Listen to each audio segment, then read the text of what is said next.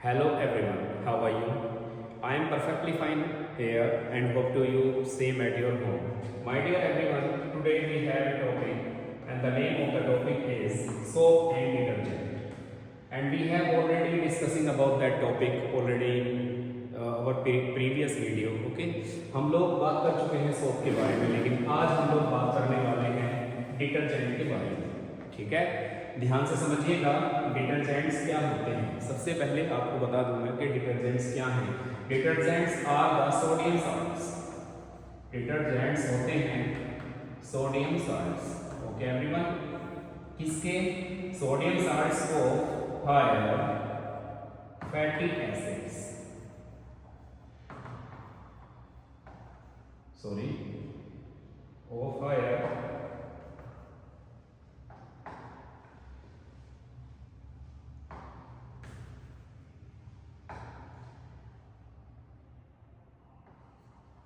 Hydrophobic parts.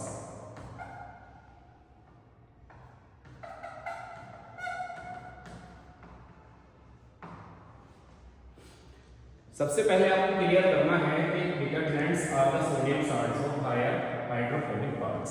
Hydrophobic parts जो होते हैं जिनके अंदर जो बड़े बड़े कार्बन एटम होते हैं, मतलब जो बड़े बड़े कार्बन मॉलिक्यूल होते हैं, उनसे मिलकर के बना होता है सोडियम का साल्ट, जिसे आप कहते हो डिटर्जेंट। एग्जाम्पल के तौर पर मैं आपको मिलवाने जा रहा हूँ किसी एक ऐसे डिटर्जेंट से जो कि काफ़ी ज़्यादा फेमस है। आप इसको कह सकते हैं, ये है आपके पास CH3 सिंगल बॉन्ड CH2 का 11 single bond O single bond SO, okay.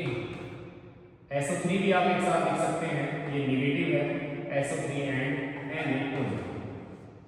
ये जो साल्ट आपको दिख रहा है, जो आपके सामने मैंने बनाया है, ये आपका है डिटर्जेंट, और इसका नाम आपने रखा है सोडियम लोरेल सल्फेट। ये है आपके पास में डिटर्जेंट, जिसका कॉमन नेम है और बहुत ज्यादा डियर एवरीवन ये यूज होता है, जिसका नाम है सोडियम लोरेल सल्फेट। आप इसको कह सकते हो। आप अगर इसका दूसरा नाम भी रखना चाहते हैं तो आप रख सकते हैं। इसको आप कहते हो सोडियम लोडेसिल सल्फेट भी आप इसको कह देते हैं, सोडियम लोडेसिल सल्फेट। एक और बात मैं आपको बता दूं कि जो आपका डिटर्जेंट है ये एक एनायन है, ये एक एनायनिक डिटर्जेंट है। कैसे है ये एनायनिक डिटर्जेंट? क्योंकि इसका जो मोस्टली जो लार्जेस्ट पार्ट है जो आपके सामने दिख रहा है आपको, तो ये आपको जो है वो निगेटिव पार्ट है। ये जो पार्ट है आपका, ये नेगेटिव पार्ट है। अगर आप चाहते हैं इसको किसी दूसरे तरीके से लिखना तो आप इसको लिख सकते हो, मुझे कोई दिक्कत नहीं है। आप चाहें तो इसको CH3 सिंगल बॉन्ड CH2 का whole 11 SO3 negative and Na positive, okay everyone. अगर ये आपको अभी भी सूट नहीं कर रहा है, अभी भी आपको ये नहीं अच्छा लग रहा है, तो आप अभी भी इसको चेंज कर सकते हो।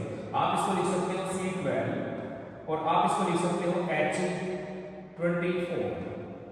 आप इस तरह से इसको लिख सकते हो, C12 और H24 और SO3 negative and Na positive.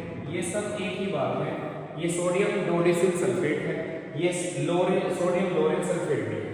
कुछ बातें मैं आपको बता देना चाहता हूँ डिटर्जेंट के बारे में। जैसा कि आपने पढ़ा था हमारे प्रीवियस वीडियो में, आपने कहा था कि जो सोप होते हैं, सोप कभी भी हार्ड वाटर से रिएक्शन नहीं करती। सोप कभी भी हार्ड वाटर से रिएक्शन नहीं करते हैं डियर एवरीवन। अब हार्ड वाटर क्या बताया था आपको? हार्ड वाटर आपको बताया गया था कि उसके पास में MgCl2 हो, उसके पास में CaCl2 हो, उसके पास में CaSO4 हो, उसके पास में MgSO4 हो। ये अगर इन साल्ट्स की अवेलेबिलिटी अगर किसी भी वाटर के अंदर प्रेजेंट है तो आप ये कह सकते हैं कि फिर ये हार्ड वाटर हो गया। और कभी भी सोप इससे केमिकल रिएक्शन नहीं करते हैं हार्ड वाटर से। और जो डिटर्जेंट का एडवांटेज है, डिटर्जेंट का एडवांटेज ये है डियर एवरीवन कि ये हार्ड वाटर से आसानी के साथ में रिएक्शन कर लेते हैं। हार्ड वाटर से बहुत आसानी से ये रिएक्शन कर लेते हैं। डिटर्जेंट की मैं बात कर रहा हूँ। डिटर्जेंट का ये सबसे बड़ा बेनिफिट है कि हार्ड वाटर के साथ भी रिएक्शन कर लेते हैं। और डिटर्जेंट की एक बात और मैं आपको बताने वाला हूँ कि डिटर्जेंट के साथ में हार्ड वाटर तो कर ही लेते हैं रिएक्शन डिटर्जेंट। इसके साथ साथ जो डिटर्जेंट होते हैं वो एसिडिक सॉल्यूशन में भी केमिकल रिएक्शन कर एसिडिक सॉल्यूशन में भी वो फोम प्रोड्यूस करते हैं, लेदर प्रोड्यूस करते हैं, फ्रॉथ प्रोड्यूस करते हैं। कौन? डिटर्जेंट। एसिडिक सॉल्यूशन में भी आपने पढ़ा ये हार्ड वाटर में भी रिएक्शन कर लेते हैं, एसिडिक सॉल्यूशन में भी रिएक्शन कर लेते हैं। तो फिर इनका नुकसान क्या है? डिटर्जेंट्स का नुकसान क्या है? ये डिटर्जेंट्स आपके सामने सोडियम क्लोरीन सल्फेट आपके सामने है, जिसका फॉर्मूला आपने लिखा है CH3CH2 को मिलाकर ये SO4 नेगेटिव और Na positive, sodium lauryl sulphate, sodium ब्रोडिसिल सल्फेट, ये आपका डिटर्जेंट है। और डियर एवरीवन, ये हार्ड वाटर से भी रिएक्शन कर सकता है, मतलब वहां पर रिएक्शन करके ये झाग प्रोड्यूस कर सकता है, कपड़े धुल सकते हैं इससे। डिटर्जेंट का ये एडवांटेजेस के साथ साथ डिटर्जेंट एसिडिक मीडियम में भी आसानी से केमिकल रिएक्शन कर लेते हैं। अब इनका जो नुकसान है, उस नुकसान के बारे में हम लोग बात कर लेते हैं कि डिटर्जेंट जो होते हैं वो नॉन बायोडिग्रेडेबल होते हैं।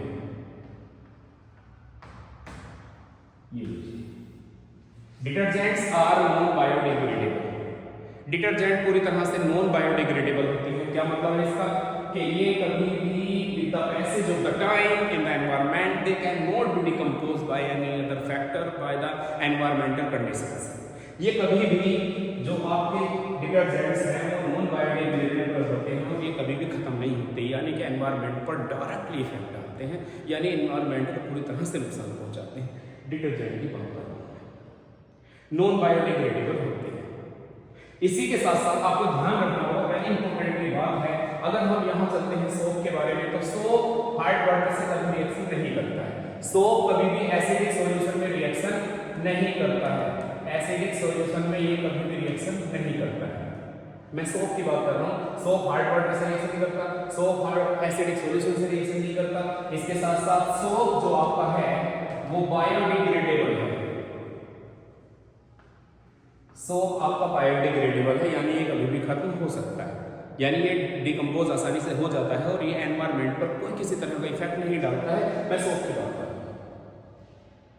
ओके डियर एवरीवन, अब एक बात और ध्यान से समझिएगा, सोप की जब आप बात कर रहे हो तो सोप का जो नेचर होता है वो होता है बेसिक। उसी तरह से मैं डिटर्जेंट की बात कर रहा हूँ तो डिटर्जेंट का भी जो नेचर होता है वो भी कैसे होता है? बेसिक।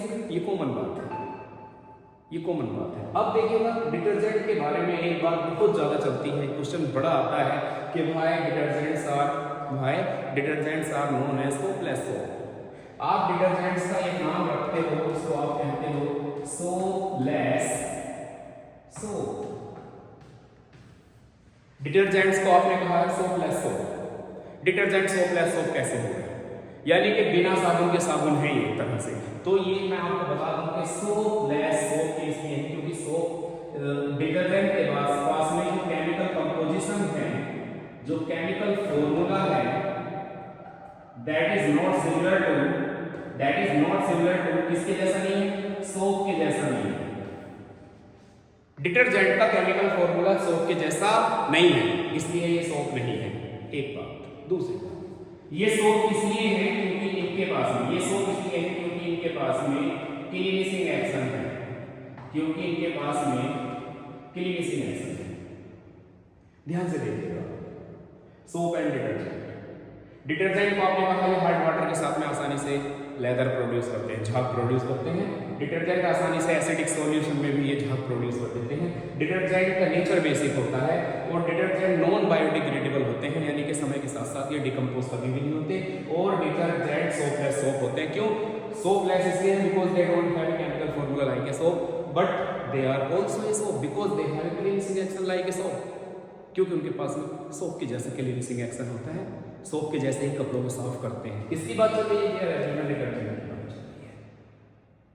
तो जहां तक बात आएगी एक डिफरेंस की, तो डिफरेंस आप इसके बारे में कम से कम मिनिमम 4 डिफरेंस आप हमेशा लिख सकते हो। सोप के बारे में, सोप क्या है?